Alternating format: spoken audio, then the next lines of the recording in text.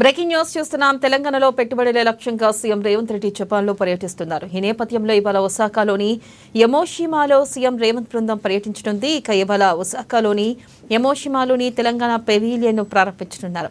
రేపు ఒసాకా నుంచి Hiroshima వెళ్లనుంది CM Revanth బృందం. హిరోషిమా వైస్ గవర్నర్, అసెంబ్లీ చైర్మన్తో భేటీ కానున్నారు. హిరోషిమా ఇన్స్టిట్యూట్ ఆఫ్ టెక్నాలజీని, మర్చా మోటార్స్ కంపెనీని సందర్శించనున్నారు సీఎం రేవంత్. అనంతరం ఒసాకా నుంచి ఎల్లుండి హైదరాబాద్కు చేరుకోనున్నారు.